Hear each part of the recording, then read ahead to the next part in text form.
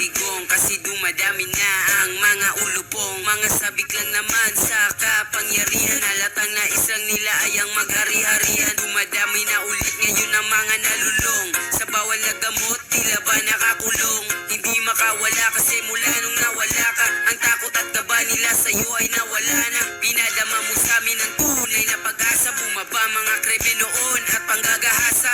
Mga kriminal takot sa'yo't nababahala, kasi pag sinabi mo ginagawa mo walang drama. Dama namin sa'yo ang tunay na malasakit, siraan ka man nila mas lalo pa kaming kakapit. Binigay namin tiwala sa'yo tayo ay abot langit, ikaw ang tumugon sa aming mga panalangin. Ngayon ang pinapangarap naming ginhawa, di na madama tatay digong mula nung bumaba ka.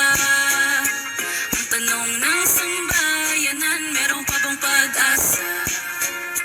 Sana ay ikaw na lang ulit, sana ay ikaw na lang ulit tatay. Inaranas mo sa amin na posible, papalang umunlad ang bayan nating terible. Para sa amin ikaw ang matinong presidente, tunay na may pakialam sa mga inosente. Kung tutuusin ko lang pa 6 na taon para iaon ng bayan, 3 dekadang binaon sa korupsyon at nilugmok tila tayo sa kahirapan. At nang makaupo ka ay agad mong nilunasan, tinahis ang bayan, tinulungan na maagapan ang problema sa droga na kanilang pinabayaan. Mas may pakialam pa sila sa kaban ng bayan kaysa aksyon ng inosenteng buhay na nasayang.